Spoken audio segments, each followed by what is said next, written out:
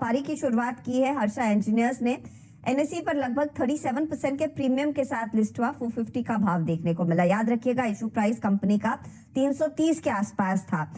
Company primarily bearings के कारोबार में है। अब उन्हीं के मैनेजमेंट से बात कर लेते हैं। हमारे साथ दरअसल जुड़ गए हैं कंपनी के चेयरमैन राजेंद्र शाह। शाह साहब कांग्रेचुलेशन। 17,000 इस बीच टूटता हुआ निफ्टी पर 16,991 के लेवल्स आ चुके हैं, तो लगभग 2% के नुकसान के साथ इस समय इंडेक्स प्रेशर एक बार फिर माउंट होता हुआ मार्केट पर क्लियरली 330 अंकों की गिरावट बढ़ती हुई यहाँ पर इंडेक्स पर।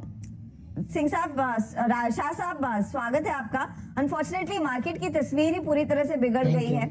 वैसे आपकी बहुत ही शानदार लिस्टिंग हुई है इस बिगड़े हुए मार्केट में।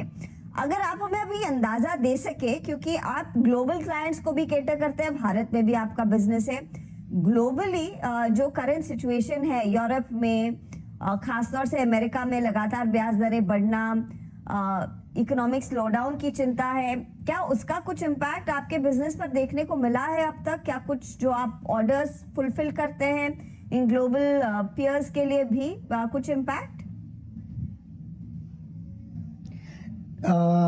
Thank you. आज तक तो अभी हमको कोई इम्पैक्ट नहीं आया है, पर इम्पैक्ट आ भी सकता है। लेकिन उसके सामने दो चीज़ है हमारे पास। एक क्या है कि जब भी कुछ मंदी आती है तो ये जो बड़ी कंपनियां होती हैं उसमें भी क्या है कि दे आर ऑल्सो मेकिंग, अपने आप भी केज बनाते हैं। तो वो टाइम पे वो रिस्ट्रक्चरिंग करते हैं कॉस्ट कटिंग के लिए। तो उसकी वजह से हमने देखा है पास में भी कि जैसे मंदी आती है तो हमारे लिए फ़ायदा कारक होती है, क्योंकि वो लोग रिस्ट्रक्चरिंग करते हैं अपनी कॉस्ट कम करने के लिए। तो वो टाइम पे जो इनसाइड बनाते हैं वो बाहर से परचेज करने का सोचते हैं। तो ऐसे हमको लगता है कि ओवरऑल हमको फ़ायदा होगा। दूसरी बात कि मार्केट डाउन हो रहा है, लेकिन हम काम कर रहे हैं अपने फंडामेंटल पे।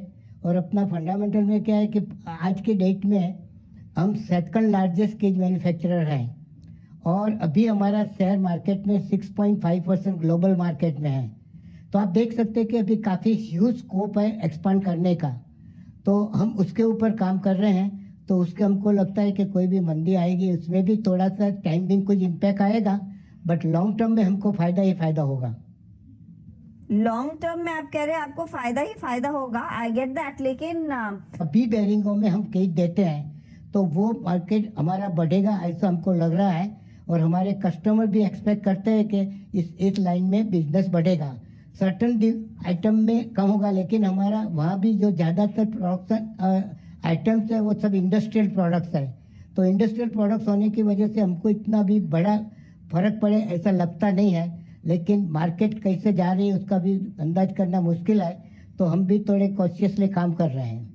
तो फिर क्योंकि आप कह रहे हैं आप थोड़ा सा सतर्क रहेंगे, क्योंकि क्या पता आगे क्या होगा ग्लोबल अर्थव्यवस्था में, ये बताइए FY23 में आप लार्जली अनुमान क्या लगा रहे हैं? किस तरह की बिजनेस ग्रोथ देखने को मिलेगी? क्या और मार्जिन आप एक्सपैंड कर पाएंगे इस साल? अभी तो हमको लगता है कि लास्ट ईयर से अच्छा परफॉर्मेंस होगा। और हम बेरिंग इंडस्ट्री के साथ एसोसिएटेड है, तो बेरिंग इंडस्ट्री का जो ग्रोथ है उससे डेफिनेटली हमारा ग्रोथ काफ़ी ज़्यादा रहेगा, और उसमें हमको पूरा कॉन्फिडेंस है। और नेक्स्ट ईयर में भी हम अपेक्षा रखते हैं कि overall performance will be better off. Okay, तो overall performance is likely to be better. बहुत बहुत शुक्रिया आपसे।